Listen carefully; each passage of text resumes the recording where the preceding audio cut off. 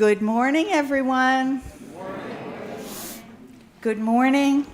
A heartfelt Happy New Year and welcome to the Unitarian Universalist Fellowship at Stony Brook. We acknowledge that we are located on the ancestral lands of the Settlecult people. My name is not Sarah Lutterby. I am Laura Lesh, and I am standing in for Sarah, who is recovering from COVID. And she didn't want to risk starting off the year by sharing it with the rest of us. But she is starting to feel better. Our service leader is our consulting minister, the Reverend Dr. David Messner.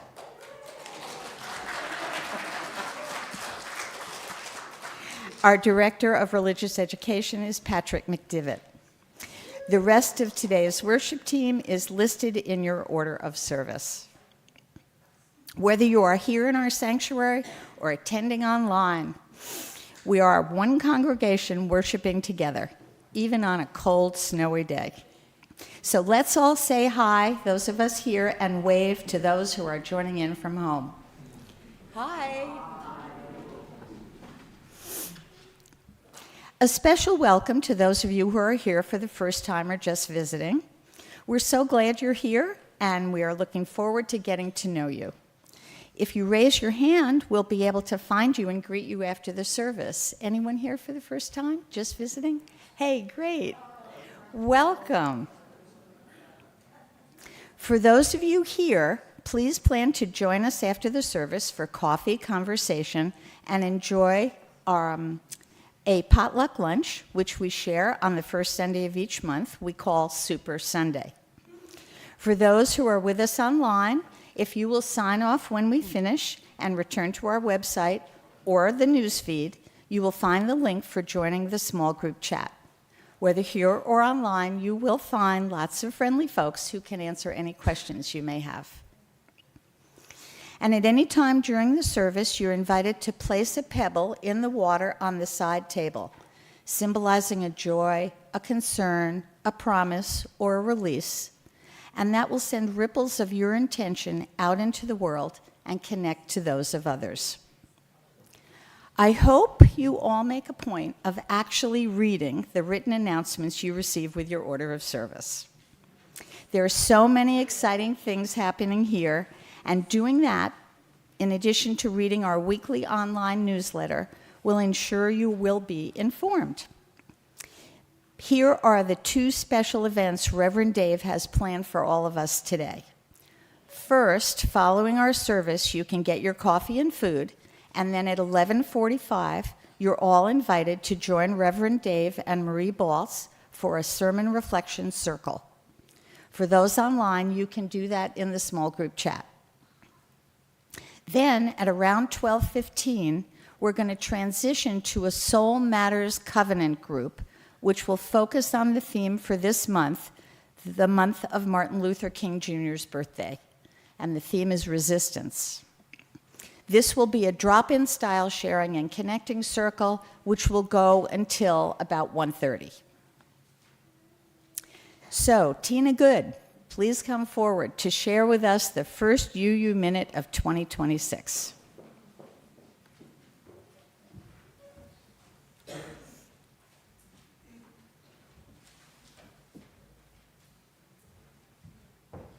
Good morning, everybody. I knew I'd get a good response from you guys.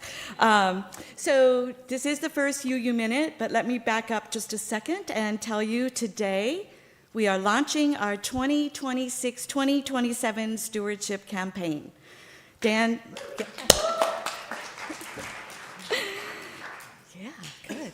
Dan Dunmeyer and I are your stewardship co-chairs this year, and Reverend Dave will talk to us more about the pledge drive in just a moment.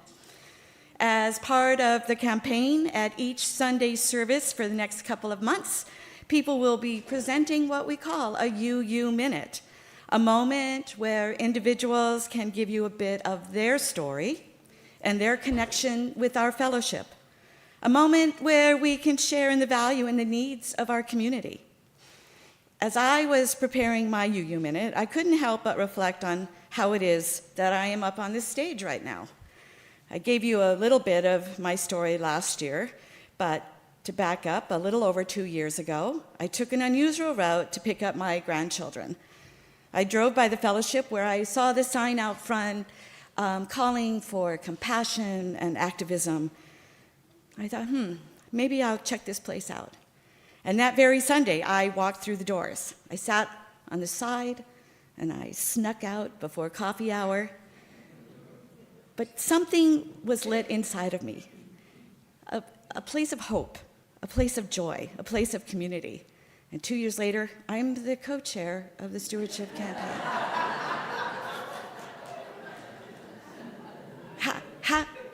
How does that happen?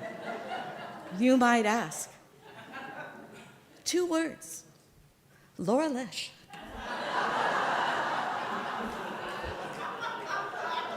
Yeah? Like, look at her. Look at her. What a wonderful skill set she has. Not only is she great at recruiting for our fellowship, but she actually makes you believe that you can do it and that you can do good work. So thanks, Laura. As does Joanne Hammer, our wonderful hospitality leader. She is our, She is our go-to person for the many, many events we have here, and yet she always takes the time to check in with us as we move through our lives.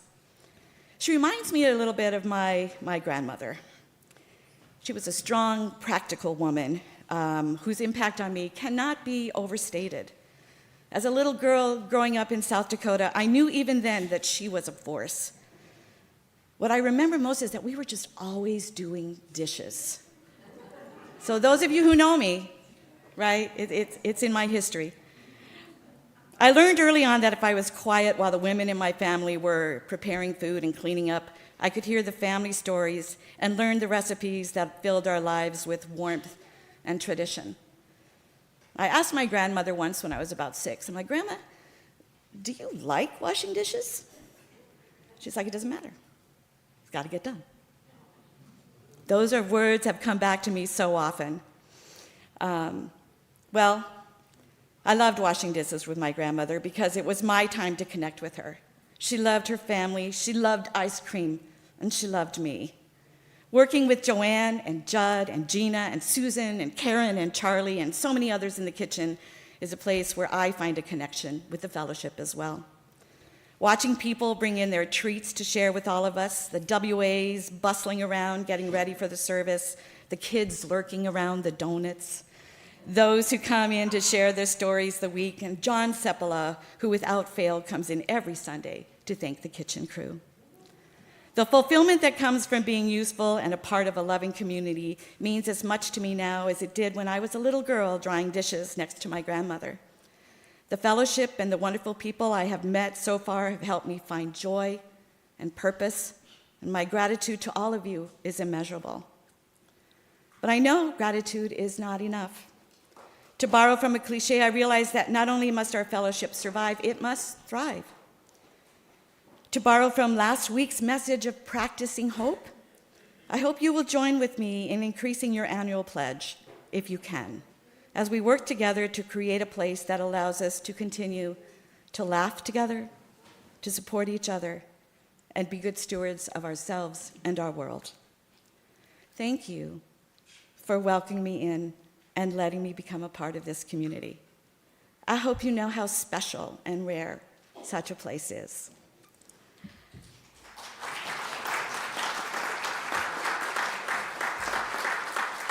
Thank you. This year we are doing some things a little differently with the pledge drive. One significant difference is that we are moving up the timeline for the pledge drive. Instead of using the stewardship dinner to launch the campaign, we are launching today. And the dinner in March will be a celebration that will wrap up the pledge drive. We will be mailing out packets in the next couple of weeks, and there are pledge cards available today. Reverend Dave has been working with us closely on this year's campaign, so I'd like to invite him up so he can tell you more about the 2026 pledge drive. Reverend Dave. I actually love pledge drives. And it's funny. I came to love them once I reframed the enterprise as one of making our co-op go. And a lot changed for me in the understanding of our faith communities when I framed them as cooperatives, which is a little bit different than the way I think many other denominations and traditions think about it. And I see it as an outgrowth, an evolution, a radical evolution of our Congregationalist heritage, is the idea that it very much we make this place together. That's why you'll see probably 15 people today on the team here in running worship and music and food and small groups and everything, and that's symbolic of how we make the place. Kicking our money to the common kitty is also symbolic of that. Each of us able to do that at different levels, at different times in our life. My passion has really become making sure that everyone's included in that. So one of the most important measures, I mean, probably to me, the first question I ask about any campaign is how many units, how many people, we say units is a really affectionate way to refer to humans. It's a ministry thing. I think of you as units. Well, no, anyway, household units, whatever, because we pledge in different numbers, you know what I mean? But how many units, how many people are involved in making the soup is my question. Always before I ask how much soup is there and how good is the soup, right? How many people were involved in making the soup? So the invitation today is to be involved in that. That pledging is a sign of our commitment and investment in just one of the ways we do that. You all know this because you all have built a place and sustained it for more than half a century by doing just that. One of the things we're mindful of is the necessity at this time to continue our traditions. It's a changing world. Actually, that's a little bit what I'm preaching on today. Thanks to Marie's seed. Disruption and change and the necessity to pass that which is precious from generation to generation. And we think about that a lot as we sit with, particularly I spend a lot of time sitting with elders, you know, who in most of our congregations and in this one provide the bulk of the resources that make the place go. And the conversations I have are, one, people telling me about how grateful they are for what the place did for them, in many cases, over the past 50 years. And number two, actually how grateful people are to be able to invest in something they can see makes a difference. We spend a lot of our money on things that I'm not sure they're making the difference in the right way. I'm not always sure I send off my taxes if they're funding exactly the things I would want to fund. Okay, that's another conversation that we should be having soon. But what makes this place a little magical is that you get to put your resources in the kitty, and then you show up and you get to steer the use of them, and then you get to see the young people coming to life. You get to see the music and be a part of it all. Being part of the body is the magical thing here. So that's my conceptual, the theological framing of this campaign. The generational transfer challenge, we were talking about how to do this, kind of jumpstart this in this transition time. We're in this liminal space between the last chapter and the next chapter. We're hanging out here together, and we're doing some creative work. So the idea that the team had was to create an incentive. And so we went to a group of some of the folks, skewed a little bit older, I will say, who are some of the folks who are some of the largest investors in this place over a sustained period of time.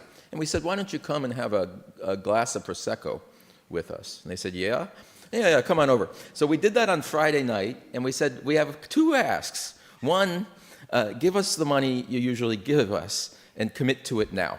So this little gathering of people gave us $100,000.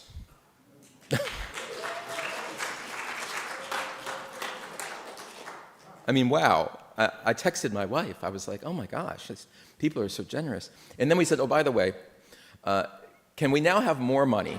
We'd like... there's a children's book, Give a Mouse a Cookie. Does anyone know that? You give a mouse a cookie, what happens next? The mouse said, do you have a glass of milk with that? Well, that's what we did. You gave a mouse a cookie. He said, thank you, 100,000. And said, can you give us a kicker? And because what we want to do is create a matching fund to invite people to come in maybe and pledge for the first time, or people who are pledging at a level but have the capacity to step up and pledge more, and say, when you pledge more than you did last year, whether it's from 0 to something or from something to more, it'll be matched from this fund. And so they said, that sounds like a pretty good idea. It's an invitation to participate and double your impact. And so this really loving group of people gave us another $21,000. So, because I myself am a gambling man when I'm not in the pulpit, I've labeled it our blackjack challenge, since it's 21,000. And we want to hit the 21. So when you pledge this year, I'm going to invite you to add some. In that case, you see, they added 21%. If you can do that, that's great. Add a quarter, 25%, round up. And it'll be matched by this fund. And if we could do that, we could rebuild this expanding base of investment in the co-op and reach a budget goal. I think our goal, all the smarter finance people in the room tell me about $300,000 is the goal, which is going to enable you to do some extraordinary things in the new chapter. Number one, first amongst them, I want to emphasize, is investment in a team of religious leaders. Paid religious professionals. And the point of paid religious professionals is to have people who create the opportunities for you to do all the work. I always say, we, being a cooperative, are not looking to get a minister contracted here so they do all the spiritual work. We're looking to have a minister who's a facilitator, a leverage point, an inviter, one who sets the table and invites you in to stretch and grow in new ways. You're going to have these transitions. You're going to have a new administrator along with a new minister. You're going to have some form of new music direction and coordination as we transition there. We've had a transition in meditative arts. There are a number of other things. So you're going to have a new team of talent. And in church, two things. There are only two assets. There's the steeple, right? There's the church house. You built a beautiful home with a beautiful backyard that reminds me of my childhood. Recently, you liquidated all debt on this home, and so you're living mortgage-free in a house, a beautiful house you own, which is like the American dream. That's a whole other sermon, too, about the possibility of that dream for everybody. But you've done that. And then the other piece is to have labor who's working hard to make the ministries that make a difference. So, thank you for letting me talk a little bit about that stuff.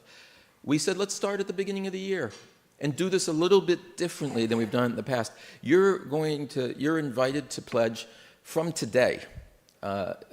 Tina has over 300 pledge forms in her hand, should we have newcomers, and information on what your prior pledge was, so you can pledge today, because we said, well, don't introduce a thing and then say, oh no, we don't have any forms. Like, you just asked me to pledge. So if you feel this is a call to action, say yes and pledge today. If you don't pledge today and wish some additional time, which is fine too, because some of us have to go home and check our whatever we check. You'll be receiving also an invitation to pledge in the mail with a pledge form that's filled out with your prior information.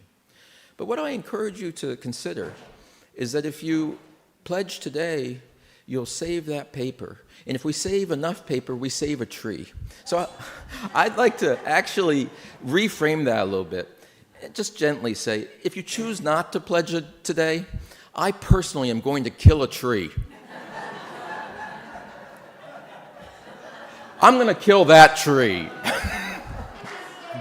and make the mailing to send you the invitation. Anyway, save the paper. Pledge now if you're ready to do so. If you want to have conversations about the meaning of pledging or any questions or about this idea of the match campaign, anything you want to talk about, Tina and Dan are our fearless leaders. Rich is Cornerstone Bridge, treasurer, finance team, pledge team, and we'll talk to you on any of those topics. And I'm here, and I love to talk money. There's actual data pinned up on the back bulletin board there. So for those of you who are like, yes, but I need charts, you can do that after the service while others are reflecting on spiritual themes. We each have our own path, and we can do this in January. That's my other dream. I say it to all my congregations. Why don't we do this 1 month a year? And if you don't have resources at all, there are people who are experiencing financial hardship amongst us, and you're figuring out right now grocery money for the week, rent due then please do pledge. But know you can talk to me and pledge 0, count as pledged, and have a ministerial waiver for the year, and that's confidential with me and the pledge team. But you count as among the participating we, and I think that's important as well. Thank you so much for your continuing generosity, and let us go forward.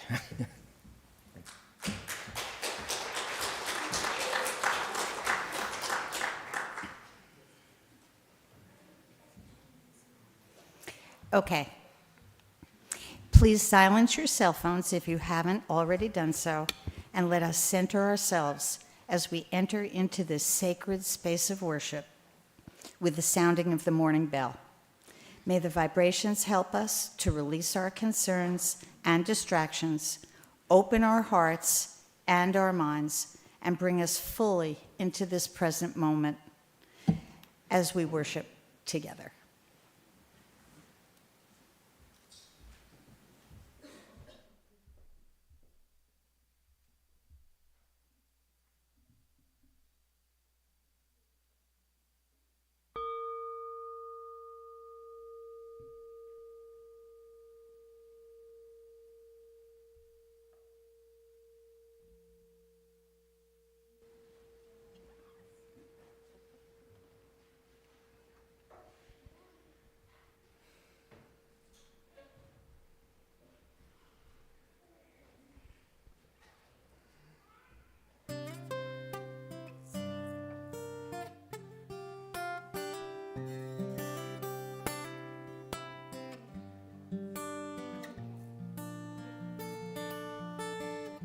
Just yesterday morning, they let me know you were gone.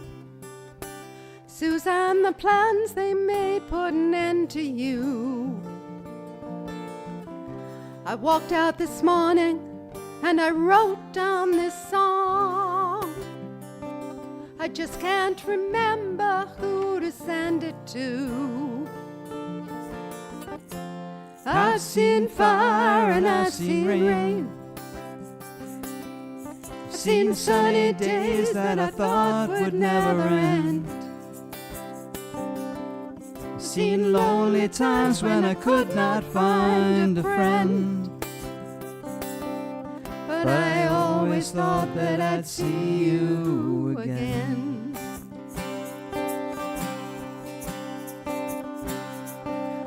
Won't you look down upon me, Jesus? You gotta help me make a stand. You've just gotta see me through another day. My body's aching and my time is at hand, and I won't make it any other way. I've seen fire and I've seen rain. I've seen sunny days that I thought would never end. I've seen lonely times when I could not find a friend. But I always thought that I'd see you again.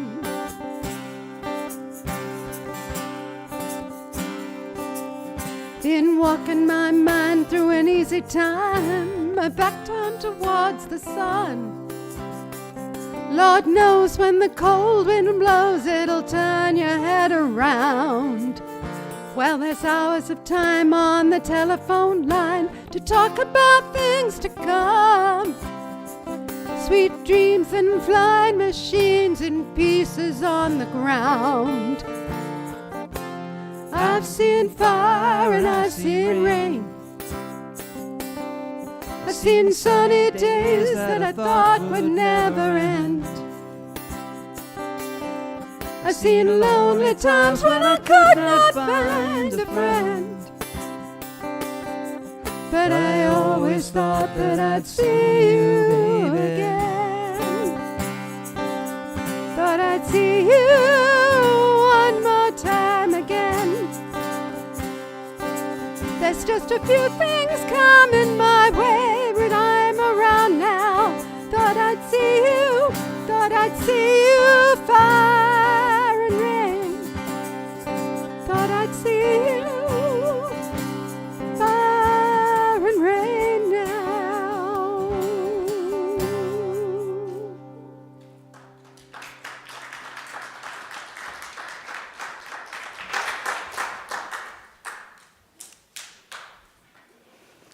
Thank you so much. The chalice is the symbol of Unitarian Universalism. It is the flame of our faith held in the cup of our covenant. In honor of her birthday today, I am inviting the indomitable Linda Cortese forward to light our chalice. While I share these words from the Reverend Michelle Collins entitled Bearers of Hope and Resistance.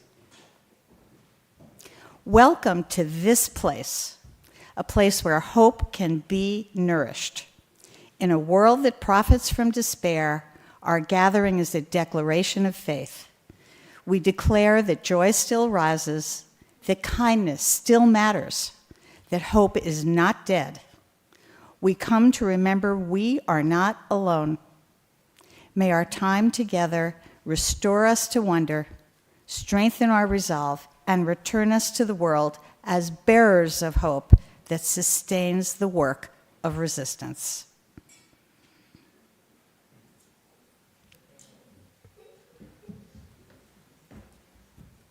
Yesterday, I had the good fortune to spend some time with Patrick, swapping stories of many kinds.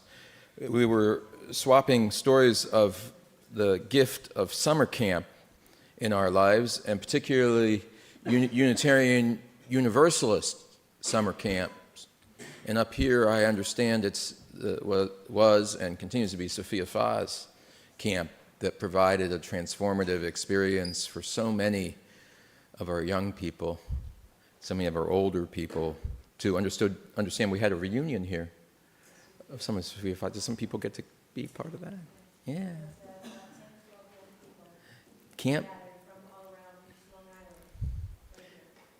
Camp friends are special friends. Well, I wanted to share a little bit, bring a little farther geography to you, because one of my most special places is a place called The Mountain down in far western North Carolina, in Highlands, North Carolina, which I encourage you to make that journey down there. I had been there many times before. Are you ready to go to North Carolina?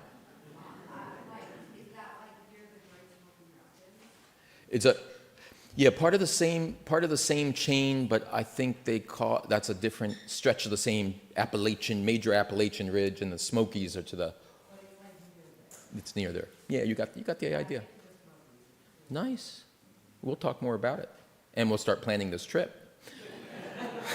Because I just love the place, and I went there for many years because it was also our ministers' retreat place. It was a place that my son went to camp, and then it was a place we went to go do family camps together. So I got to stay in all the different buildings. And when I first went there, I would stay in bunkhouses and relatively roughing it. And as you learn the place, you learn some of the secrets. And one of the secrets I learned in this place, which I'll share with you now, and all of you, but don't put this on YouTube, because it's the best cabin In all of North Carolina, maybe this entire country, it's known as Building Number 1. It's the outpost known as Building Number 1. Now, this is the most deluxe accommodation, not only because it offers the farthest walk up a steep and slippery hill, which is good for your heart and good for your character, right? And not only because it gives you an unobstructed view of the valley that just feeds your soul, but because in the trail that you have to navigate on the way up, there is this extraordinarily large boulder, which is covered, wait for it, with a mossy fungal mix of black and green material. Some of it like frilly, some of it slick, some of it seems to be dripping. It's an extraordinary mess on this rock. Now, many people would just view this boulder as an inconvenience and have to go around it, and many people would view this mossy fungus as something to avoid getting on your pants, but we're Unitarians. So we see it as an opportunity to put a 300-word sign to teach you about the dripping black goo on the rock, which turns out to be an entity known as rock tripe lichen. It's a lichen, is what it turns out to be. And that this one colony of black and green oozing goo had taken 1,000 years to form. Against all odds, in the natural, wild, chaotic world, and then in the camper world of people who might scrape that rock clean in a variety of ways, that rock tripe lichen colony persisted.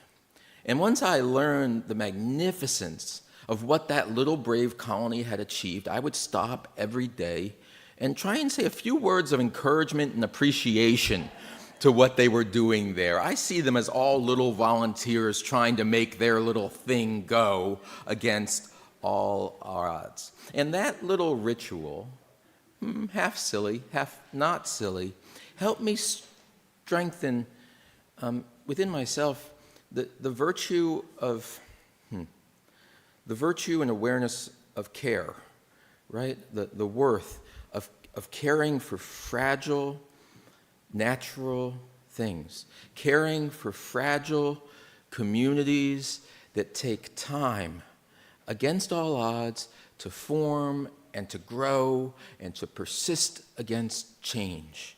And at first glance, the beauty of these communities, these fierce little communities that grow against all odds, isn't evident. You might look at some of these communities and say, what kind of mossy fungal mess is this? I mean, not any community in particular. You might look at a community and say that. And as you go deeper, you understand the fragile beauty of that ecosystem and the miracle of its creation and be inspired to take care of it, to make sure there's space for it, and to make sure that others appreciate it.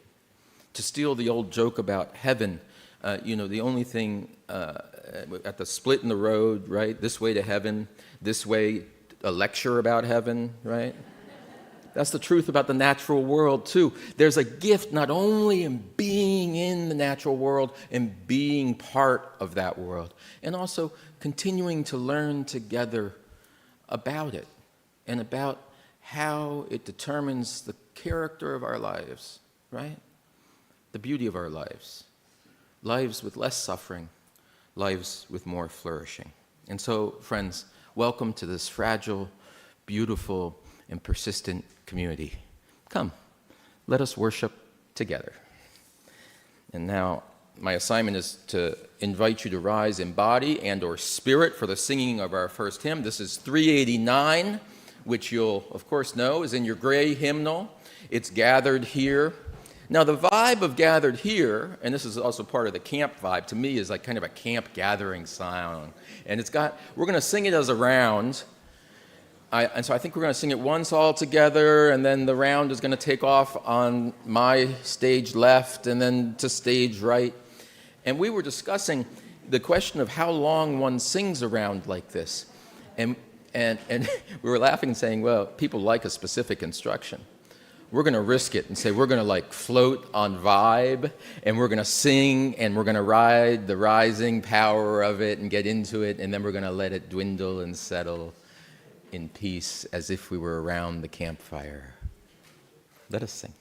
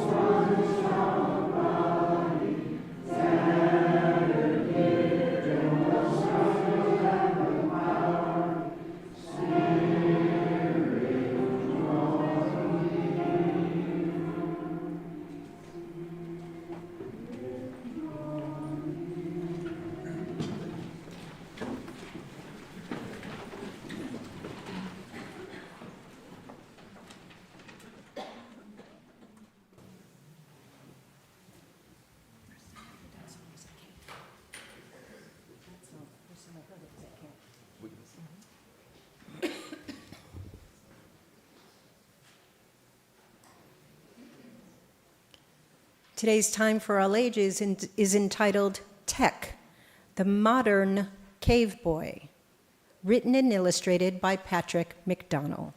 Ironically, in the order of service, it says the Modem Cave Boy. It's actually the Modern Cave Boy.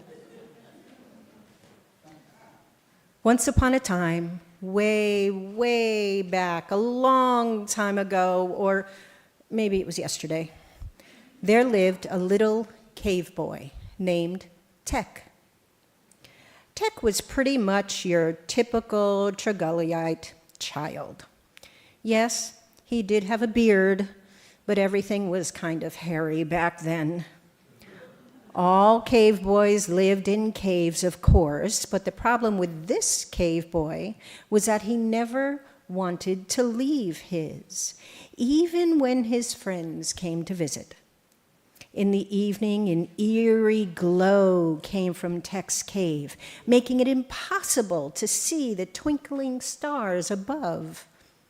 Tech stayed alone in his cave room, glued to his phone, his tablet, his game box all day, all night, all the time.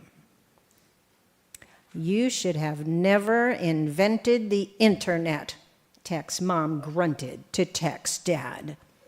Outside, the real world was evolving, but Tech couldn't care less. Tech missed out on all the winter fun during the Ice Age. He never even learned his dinosaur names, identifying them as whatchamacallitasaurus.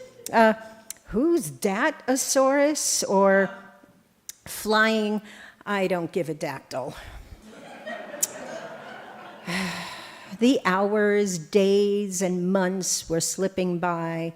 My brain may be the size of a walnut, but even I know that's not a healthy situation, said his best pal, Larry, the dinosaur. I wish Tech would come out and play. Tech's parents tried everything to pry him away from his gadgets, but Tech wouldn't budge. "I need to light a fire under that boy," grumbled Tech's dad, "except I haven't invented fire yet." No one could get Tech's attention, not even the tribe's grand poobah, his high mucky mucks, nor Darla O'Duddy and her dinosaurs for a better tomorrow. All seemed lost until Big Papa, the village volcano, had an idea. He could make fire. He could shake things up big time. So Big Papa popped.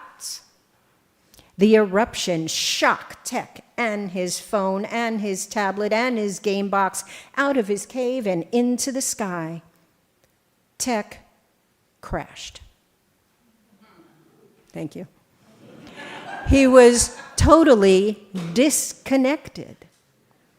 Tech awoke, breathing in the sweet, fresh air, basking in the warm sun, and tickled by the cool grass. He wondered where he was. He looked around and discovered a dragonfly, a tiger lily, a ginkgo tree, a hairy elephant, other hairy people, and an awesomeosaurus. The big, beautiful world. Tech left his gadgets behind and ran to find his good friend Larry. On his way, he kissed his mom and his dad. "Ugh," groaned his dad. "I need to invent shaving cream." Tech hopped onto a wheel, plucked a fresh apple, whistled to a dodo bird, and surprised his sleeping friend Larry. Tech and Larry laughed and played all day in that sunny garden. And in the evening, they reached for the glorious stars.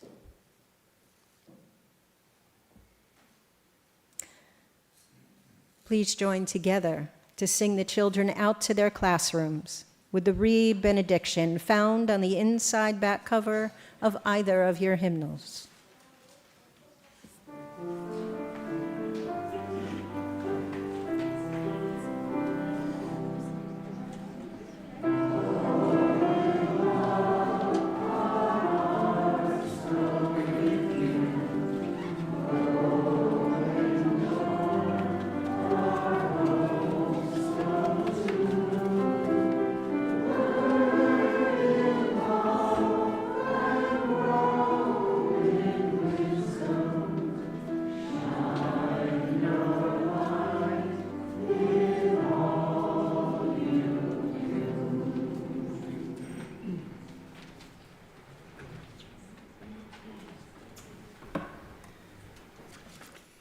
Let us enter into our time of meditation. We'll begin with spoken words entitled "If They Come in the Night" by March Piercy. Then we'll have a time of silent meditation. Bethany will bring us out of the silence with hymn number 1053, "How Could Anyone?" You may want to open your teal hymnal to that page now. Let us begin. I said, I like my life. If I have to give it back, if they take it from me, let me only not feel I wasted any. Let me not feel I forgot to love anyone. I meant to love, that I forgot to give what I held in my hands, that I forgot to do some little piece of the work that wanted to come through.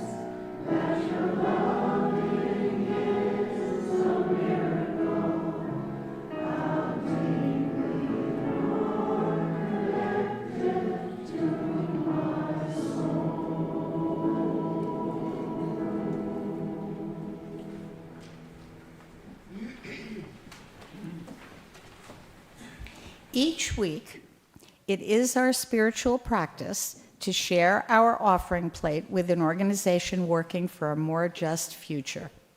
For the month of January, our Share the Plate recipient is the Butterfly Effect Project. This organization is devoted to creating safe space for youth to dream and succeed, with a special commitment to those whose voices are often overlooked. Starting in 2014 with just 8 girls, today there are 31 chapters, mostly on Eastern Long Island, serving both boys and girls. They provide opportunities for learning leadership and just plain fun. They have a garden club, arts programming that includes dance teams, a monologue club, and social justice programming. They also support career preparation through job readiness classes, a Future Teachers of Tomorrow program, in-person tutoring, and a college access program that enables youth to receive personal guidance in college applications, SAT prep, and financial planning. Their college retention program supports students as they navigate the college experience. Please give generously in support of this amazing organization. For those worshiping online, we need your donations too, and the link to donate is in the comments now, and also on the homepage of our website. Enjoy our offertory. This is a wonderful song that actually Peter found, and believe it or not, as you listen to it, it was written 14 years ago.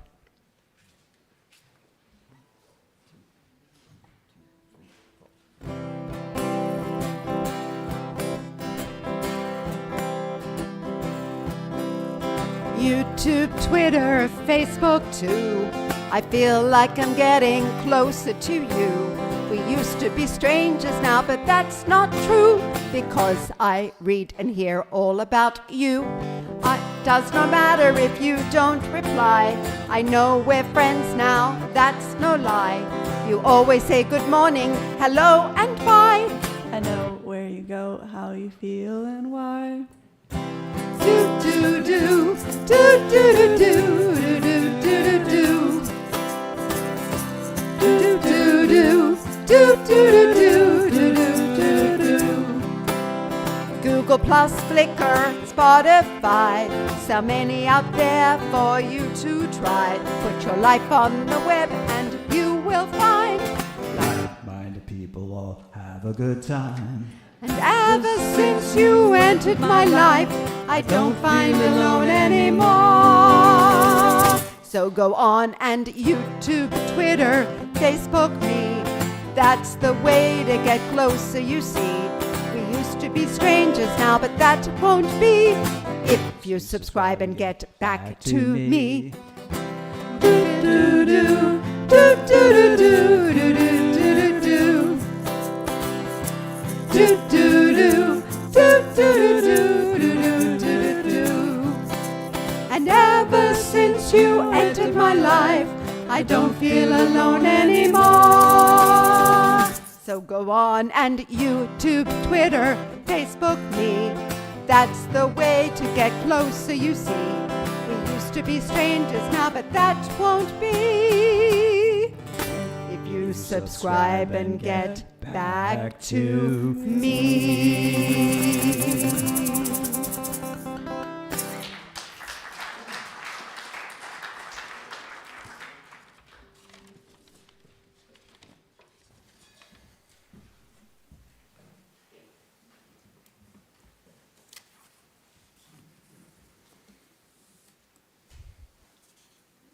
You guys are awesome. Thank you.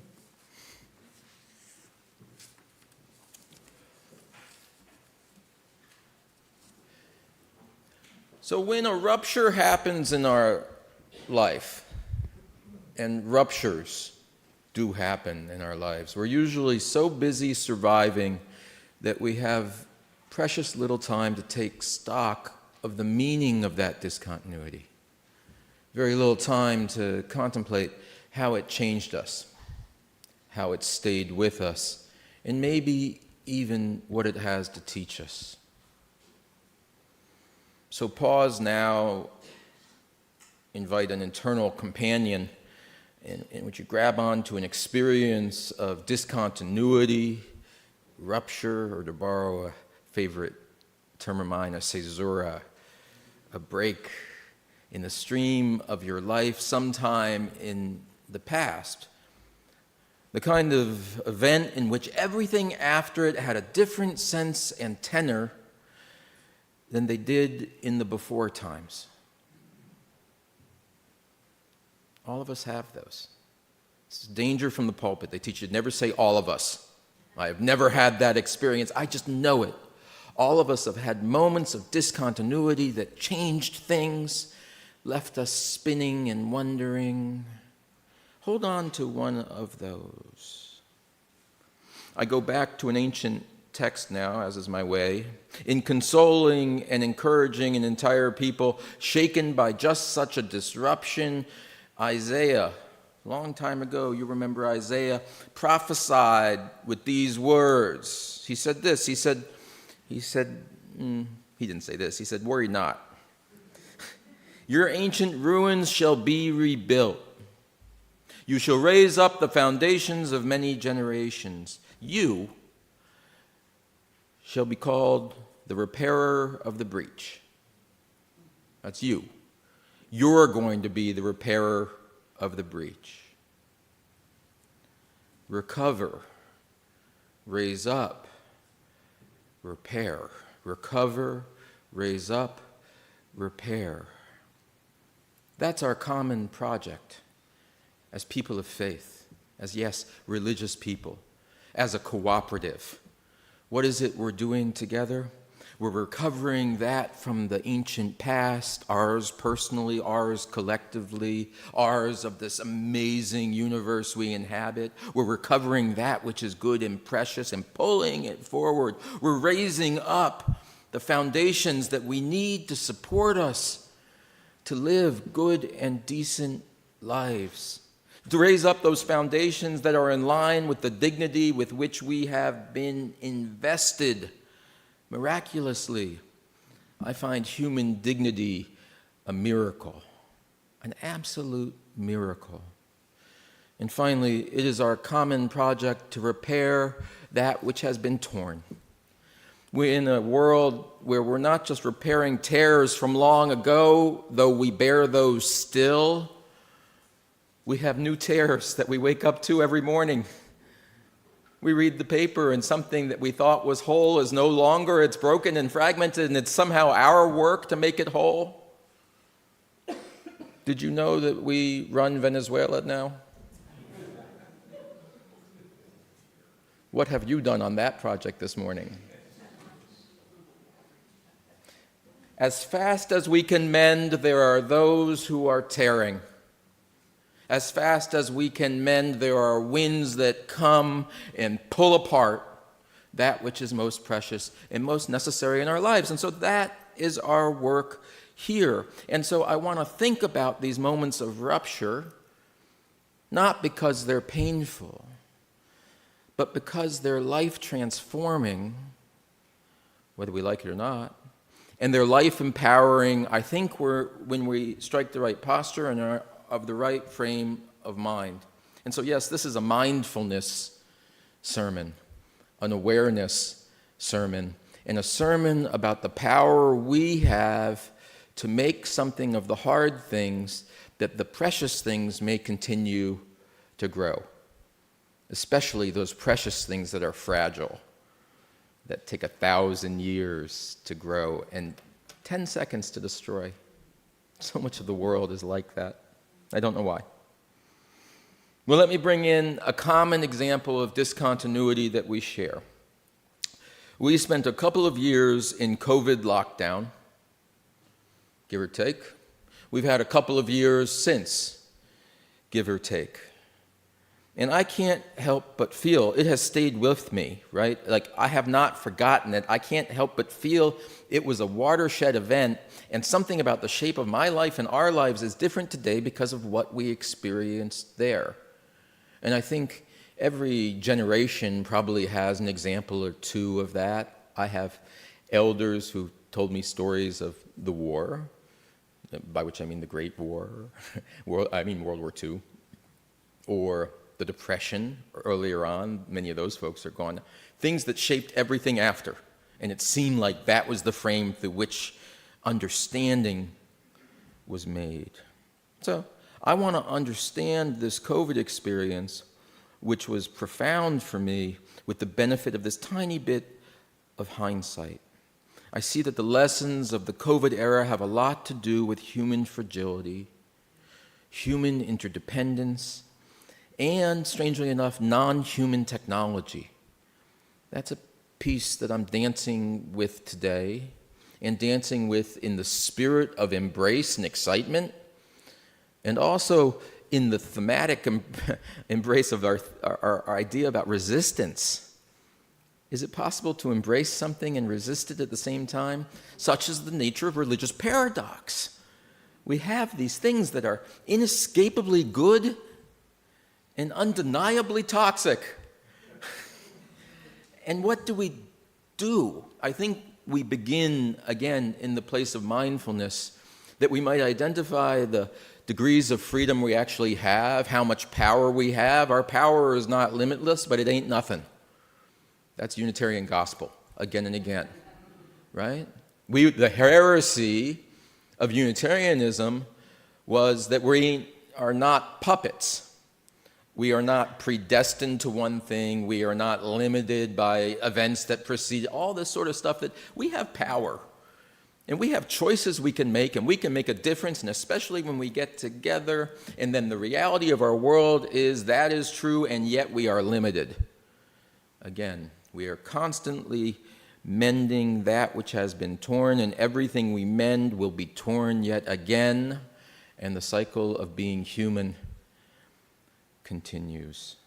So, back to COVID, and this common experience, I think a pretty common experience in the room we had of doing technology-intermediated church, right? There was a Friday in which we threw a switch. I know because I was on a minister's retreat at the mountain, and we were coming, and that was actually then the Monday, we said, something's happening. This is going to be a problem for next week. We all took the Sunday off because we're all in the mountain, like campfire singing and everything, but we said, this is going to be a problem. And we all conspired to close our churches, throw a switch, and show up on the TV screen. And we did that in a blink. And I'm told you did that in a blink of an eye here. It's extraordinary. And usually it's a few smart tech people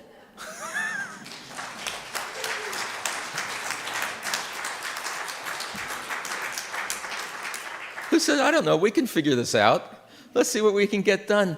And that's what I mean. The legacy of that is they're still figuring it out and getting it done.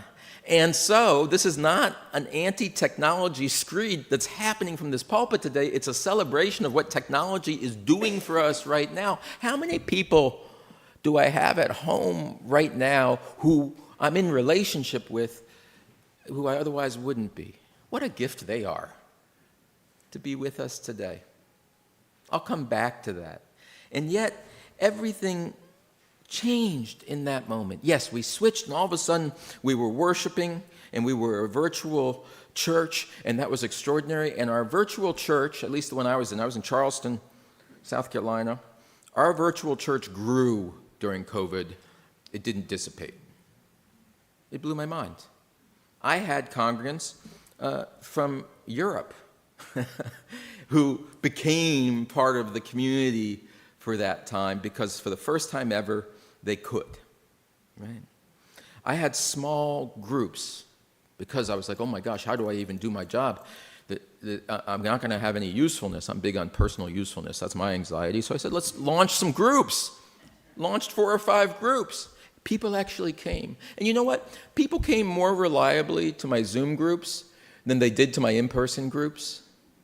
Isn't that interesting? Maybe because people had a little bit of a sense of how important it was in that difficult time to have a connection point. Maybe there was a tacit consensus that we better do something to stick together or else we're going to fall apart.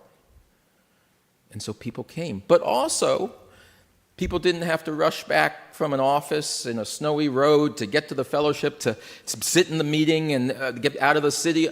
People could flip on their screen, and you could see in the background some people were still at the office, doing the covenant group there. I'll get back to the spreadsheets in a minute. And all of a sudden, what was possible opened up. I did Zoom pastoral care for the first time ever. I never offered that. There were occasions they said I'd get a call on the phone, and someone was in a hospital I couldn't get to, and they said, we're going to bring the phone to the bed. They want to talk to you. This was a different thing, though. This was people who had never contacted me before, but they said, I see you have Zoom appointments. Can I have 15 minutes? And these are people who had never contacted me before because I'm not going to bother the minister with my problems, whatever. Or I live 45 minutes away. I'm not going to drive all the way down there just to talk to you about my health issue. Whatever the reason was, all of a sudden I had people say, yeah, I'd like to just talk for 15 minutes. Maybe it's knowing they could just hang up. Sometimes it's hard. If you show up in the minister's office, how do you get up and get out of the minister's office? But on Zoom, you say, this is awesome. There's a thing. Thank you. And all of a sudden, my pastoral care practice broke open. That's still true here. If you want to sit and talk with me sometime, and I'm sitting in Chicago, and you say, 15 minutes would help me right now, let's flip on the TV and have a conversation. This stuff stays with me. I'm still collecting the dividends of this traumatic experience. We would not be in relationship today if there had not been COVID. There's no way we would have said, let's do a hybrid relationship. Let's do some Zoom There's no way we would have said, who does that? And yet we say, we know how to do some things. Let's see what we can do. And so we became more versatile, more resilient people. I want us to be more versatile, more resilient people. So I celebrate this, and at the same time, I remember back in those times, and you remember your own times, all those groups I was talking about, all that pastoral care I was talking about, all that worship I was talking about, it was on a screen this big, and I was in a chair, and at the end of 10-hour days, I could barely move my legs. And at the end of 2 years, I had this sense of a deformation of myself, a deformation of me as a minister in a way, but also a deformation of me as like an embodied being moving in relationship with others. And the character of these relationships, while having stretched wider, which is so important, had become somehow different in sneaky ways that I wasn't able to articulate at the time, and I'm barely able to articulate now. How is our relationship different? I mean, this is a meditation point.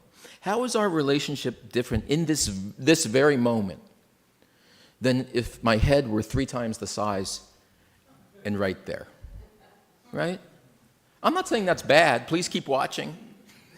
Please tune in, right? I'm not saying that's bad, yet I am so blown away by the gift of standing here, Worship associate to my right, musicians to my left, loving faces that look back at me, and not just the camera that Rich keeps telling me, look into the camera, man.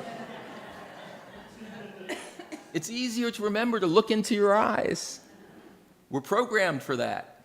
I don't think we're programmed to stare into the camera. Not many of us. So, let me say, the question I have today, in a world where technology pulls us forward, seemingly of its own will, I'm convinced that we don't make technology. Technology makes us. Technology has its own project, its own life essence. That's another conversation. Anyone read Jacques Ellul?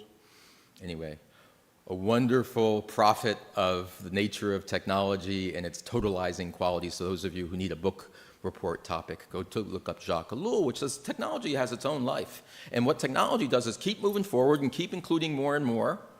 And that's the only direction it runs. Humans, however, have some choice in our relationship with that technology. And so I'm asking today, how do we tend particularly to the living connections, the organic connections, the non-technical connections that make us well and whole and not a deformed human, right? There is a tendency of technology to help us on the one side and to deform us on the other. I keep using that word, to create a misshapen sense of being a human creature. And I meant it really physically, I gained 30 pounds and didn't move and became awfully creaky in 2 years. So I had that physical sense of physical change, but also, again, the change of how I'm going to do, I'm going to turn off the camera and I'm done talking to you. That's it. Maybe I want to have a moment of when we part and leave each other, give each other a hug, say some words, walk each other. I don't know. Is there something more human about that than the switch? I suspect there is. And I suspect we're going to somehow need both of those in our lives. And the possibility of holding both when one of them is this irresistible, ever-marching Cylon force.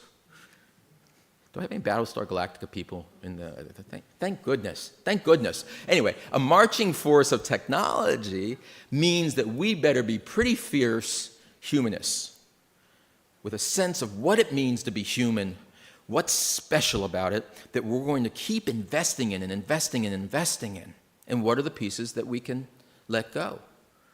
There's some good, lots of good reels now of what robots are able to do. They can do kung fu fighting. There's a good video of that. They can awkwardly load the dishwasher. There's a series of those things, and I can give away loading the dishwasher, right? That's all right. What can't I give away? I can't give you away. I can't do it. I can't let it happen. And so this is the theme of resistance we're talking about today. Now here I have to take a step back and pause with gratitude to Marie Baltz, who is our very generous auction winner for the brilliant inspiration for this message.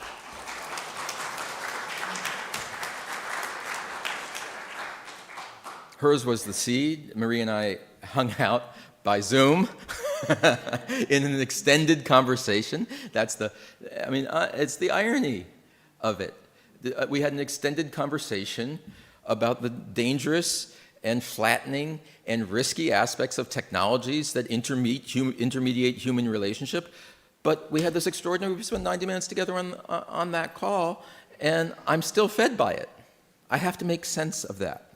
Well, in that, what I learned, Marie was contemplating the way that technology, the incessant screens in front of us, are thinning out our relationships. That's my word.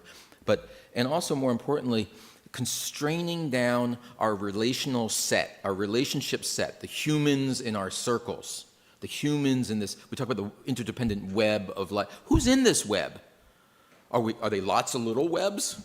Yeah, that's a problem. Fragmentation, disconnection, and a shrinking world around us. And the shrinking world, all of a sudden we look at, and the people around us look more and more like us, sound more and more like us. And that was a worry that Marie lifted up. This effect of that technology, seemingly that was going to crack a world open, actually makes a world smaller and has the tendency to wrap us in a bubble, she said. And she said, it's hard, the truth is it's hard to have a connection, I'm quoting her now, with somebody outside your bubble. And here was a conversation about liberals and conservatives, which you could think very seriously about in this congregation, in this political landscape around us. We're in a bubble, they're in a bubble. And she said, I'm concerned about the long-term effects of this, especially for young people. How does that isolation and limitation affect their ability to sustain attention over a very long period of time, she said, to see the whole of the picture and to maintain the whole of the relationships they need to become the people they need to become. That old line, it takes a village. What have we done to the village? Have we made it impossible to have that village that would hold you, raise you up, give you a safe carpet space upon which to play, different voices to read you stories, different stories to hear, different folks that you think of as grandmothers and grandfathers who aren't actually related to you. How precious are those? And are we losing them through inattention? Through inattention. So I want to think about that problem of connection and that connection set and be intentional about how we tend to that garden. Relationships need nurturance, intentionality. It's been a generation now. Robert Putnam is another wonderful sociologist. Many of you will know. He wrote a book called Bowling Alone, which was about the sort of anxiety in the America becoming an atomistic space, where no longer did we go to have a bowling league. That was the trope of the title. We do everything alone. That was a long time ago. But he said it this way. He said, serendipitous connections become less likely as increased communications narrow our tastes and interests, knowing and caring more and more about less and less. This tendency may increase productivity in a narrow sense while decreasing social cohesion. I want to say this was 40 years ago. So again, like the piece of music that was prescient, it saw a future that we lived. This was the story. What was seemingly going to crack open all of this access and all of this possibility made our world smaller and created tiny webs. Many tiny webs that don't like to talk to each other, don't trust each other, and then say snotty things about each other online. Is that where we've gotten to? And I want to lift up what Marie lifted up, maybe one of the most important things. She, I don't know if you know, I learned, served for a very long time as a therapist working with children, right? And so the seed of this sermon had to do with an insight around what contributes to the health of children. And I'll tell you a secret, that if you create a world that is healthy and feeds children and makes children grow, that world won't be bad for adults either. We're big kids. We're big kids. And if we take care of children and we use that as something like universal practices of care, universal practices of humanity, universal practices of kindness, universal practices of relationship. And if we're able to do that with children, our most vulnerable, and in some cases, and in Marie's case, because she was working with kids who were most fragile, because they had challenges, significant challenges in their life. If we're able to provide caring settings for those, we're going to provide flourishing settings for our larger community. Technology lands in different ways at different ages, and that is something we should worry about, and I worry about my kids more than I worry about myself. But kids are just a mirror into which we look and see our own condition. So anytime you worry for a young person, understand that's you. That's us. That's the generation that's older than you. By looking to our young people, we might see ourselves more clearly.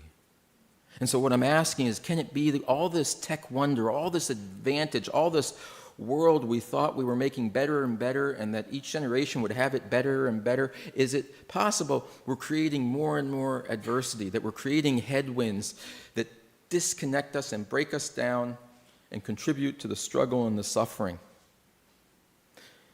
I'll give Marie one more plug, because I just so enjoyed that call, and there's an image in my mind from this. You can ask her about it. She said, this is what I'm talking about. I used to go with the kids. You know what I mean? Like, you can't over Zoom. She says, when I was with the kids, I'm talking about being able to get on the floor and look at their drawings with them when you're with them. And so I just had the image of Marie on the floor with the kids and say, show me that. What do you got going on? That's why I look over at this rug and say that. And you don't do that on Zoom. You don't do that on Zoom. And the relationship you form when you get on the floor with a kid and see what they're drawing, see what they're building, and participate in their passion and their excitement is different than anything you're going to achieve over Zoom. And that's the same truth for the pastoral relationship we have, right? We need the opportunities to get on the floor, right? And say, show me what you find so cool. Invite me into what you're passionate about and teach me in it. What is life-giving? What is beautiful? What is good? Because I'm changed by that. That's the magic of this place. And those kinds of connections where people let you into their world and show you what is beautiful and good and life-sustaining and share it with you also creates a relationship. That's a different kind of relationship. Here's another piece of Unitarian gospel. And I mean this right into, that word gospel in the Greek, we say euangelion, the gospel, the good news. You hear some people say that. Have you heard the good news? I want you to hear good news. And so when I say gospel, I mean, do we have good news? The good news I want to offer here on this back nine of the sermon is that we are changed and sometimes even saved by our very human relationships. And here's the wrinkle in that, the surprising wrinkle in that. It isn't always the relationship you expect that will make the difference in your life. You will be caught unawares by the people whose hearts will change your life when you're given the chance. When you're given the chance. Technology has given us this opportunity, but it's foreclosed certain kinds of relationships and certain kinds of opportunities to know the heart of another, to be invited into those extraordinary worlds that change our lives and have these relationships. And I think as we lose these things, we lose something of our humanity. I'm talking about humanism as a core of who we are. This is another piece of Unitarian good news. Humanism. To be human is good. There is dignity in it, and there is decency among us. Doubt that not. What is it that makes us most human? I have ideas. Something to do with thinking, maybe just thinking for its own sake. Something to do with deciding, making choices for ourselves and not being told what to do by uncaring forces. Using our bodies. We are not just brains. Remind ourselves we are bodies as well. We are embodied creatures. We are creaturely. And we can use our bodies in volitional ways that ground us and connect us. Maybe connecting with other humans is the most human activity we can do. Other real people who are not us, who are not like us. Connecting with them and being changed by that relationship is what is precious. So mindful of my time, I want to send you with this charge to contemplate this portfolio of relationships. My old finance speak in there, my portfolio. You're in my portfolio. You're my investment portfolio, and the dividends have been good. You hear the language here today. There's a wonderful, I'll give you one more, this is the reading list you go to, right? Like, there was another sociologist, really foundational guy in the early 70s named Mark Granovetter. And he introduced a way of understanding social networks and talked about differentiating strong ties and weak ties, right? A strong tie is your spouse, they might be next to you in the pew. A weak tie is someone you went to Vassar with, right? Now, what do? Right? Your spouse does a whole bunch of things to make your life deep and good. Your classmate from Vassar 1962 connects you in ways to the larger world. They are more likely to get you the job than your strong ties. So he wrote about this, and he said, don't underestimate the importance of all these weak ties, It's all the alumni people, it's the other parents at the nursery school co-op, it's all those sort of people. A weak tie, if you go and have Italian food at the local restaurant every Friday night, it's your favorite place, and you go and the owner comes out and says, that's a weak tie. Don't underestimate, he said, the value of all of these weak ties, because that makes this matrix in which you're embedded and you have a good life, and they connect you in ways. So the disappearance in some ways of the weak ties are the things that mean we tend to occupy these cells. Because the butcher, who you go see and you talk, and what he voted for Trump. Okay, all of a sudden your relationship, your weak tie with the butcher, and you always have that, and now you have a bridge across maybe a liberal conservative divide. It's kind of the logic of strong ties and weak ties. The worry I want to lay upon you today, because I think it's so important for what we're doing here, is that there's the in-between ties that I think has been hollowed out. In some ways, technology, do you know how many friends I have on Facebook. I have people following me, and I'm connected with them. I have more than 1,000 people who I don't know where they've come from, but we do. I actually, someone popped up, and I saw two of us had a mutual friend, and they're only a friend because they went to the same university I went to, 30 years different, but we all know them the same because they're on Long Island. It's wonderful. That's a wonderful kind of opening of very weak ties. I don't believe I or we have lost our instincts for very close, strong ties. Family units, passion for our kids, taking care of our aging parents, spouses, best friends, the strong ties. I'm worried about the in-betweens. And I kind of think of Marie coming in with children in need to be in that in-between space. Neither a member of your family nor a casual acquaintance, but someone who for a period of time, and perhaps intermittently in your life, will go deep with you, will allow you to be vulnerable, will themselves offer their heart, and make a real relationship and a real difference. And I'm afraid these kinds of relationships are disappearing. And I want to say what we're doing here is absolutely critical because of that. Because we're not here in a place to make 100, 200, 300 new acquaintances. Neither are we here to be one family as our strict strong ties. We're something in between, that we have these spaces. That's why we form a circle where we vulnerably share with each other and we're unafraid to go deeper. That's the test. When people ask, what do you do here? I want you to tell them, what we do here is muster the courage to take it a little deeper, to be a little more honest than we usually are, to be a little more vulnerable and disclose a little more of our true self, to be relentlessly authentic, to figure out what it means to live with integrity and to do it with each other.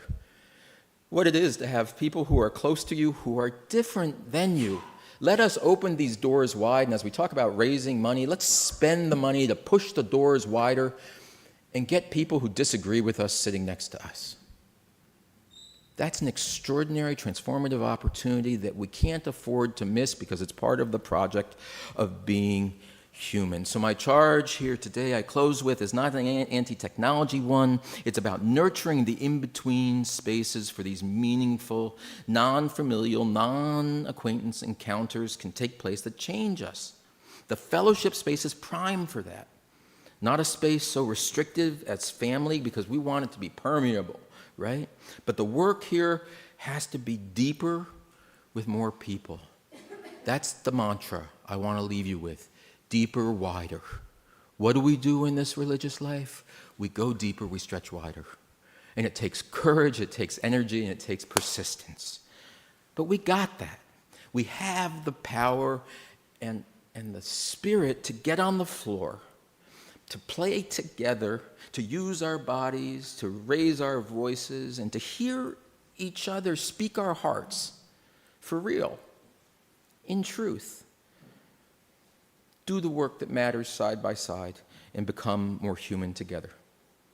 Let us recover, let us raise up, and let us repair. Let us become ever more human together. May it be so, and amen. And now I'm assigned to introduce the final hymn, of which I have no memory. 151.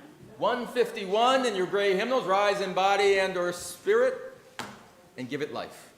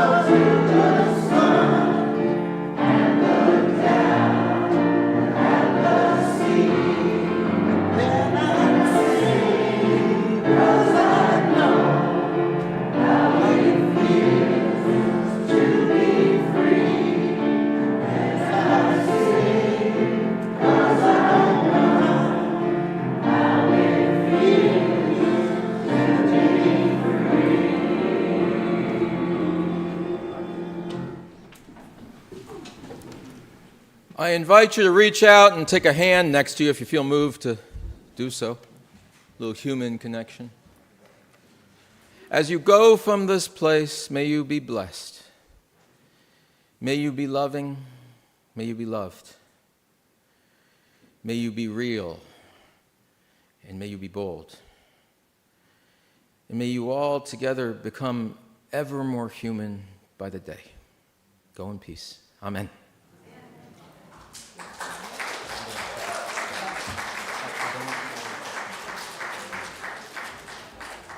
Let's wave goodbye to our friends online. Bye.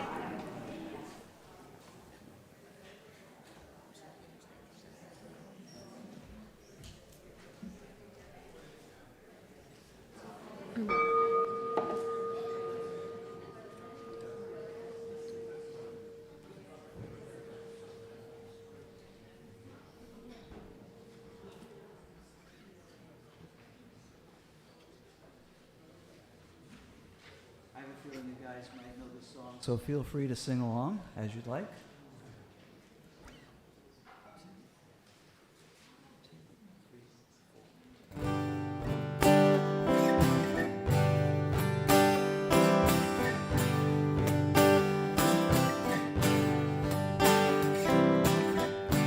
Rows and flows of angel hair and ice cream castles in the air and feather canyons everywhere.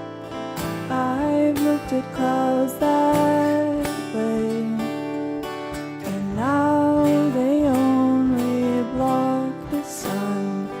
They rain and snow on everyone. So many things I would have done, but clouds got in my way. I've looked at clouds from both sides now, from up and down, and still somehow it's cloud illusions. I recall, I really don't know clouds at all.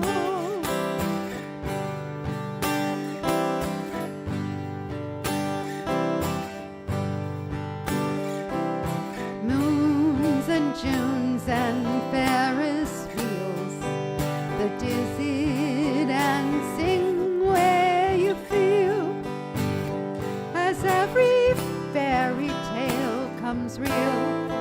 I've looked at love that way, but now it's just another show. You leave them laughing when you go, and if you care, don't let them know. Don't give yourself away. I looked at